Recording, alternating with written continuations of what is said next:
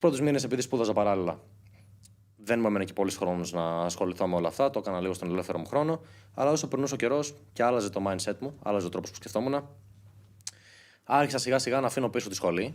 Και μέχρι που σε μια φάση αποφάσισα να πηγαίνω στα μισά μαθήματα και όχι σε όλα.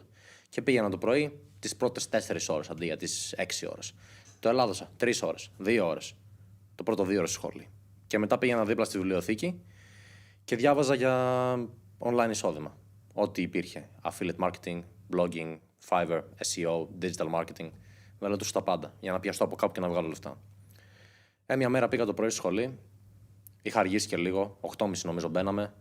Εγώ φτάνω 1 τέταρτο καθυστερημένος. Δεν θέλω να χτυπήσω την πόρτα και να μπω και να με κοιτάνε όλοι περίεργα και ο καθηγητής να λέει γιατί άργησες.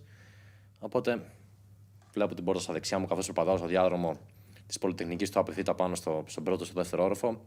Τον προσπερνάω, βγαίνω από την άλλη έξοδο και οδεύω κατευθείαν στη βιβλιοθήκη. Και από εκείνη τη μέρα δεν ξαναπάτησα ποτέ στη σχολή. Πήγαινα κάθε μέρα όμως στη βιβλιοθήκη. Για να έχω ίντερνετ, καλό ίντερνετ, να είμαι συγκεντρωμένος, να έχω ησυχία και να είμαι σε πρόγραμμα να μην είμαι μέσα στο σπίτι. Και να μπορώ να αποσυντονιστώ. Πάω στη βιβλιοθήκη και διαβάζω όπως θα διάβαζα με ήμουν στο πανεπιστήμιο. Απλά διαβάζω για το πώς θα βγάλω λεφτά.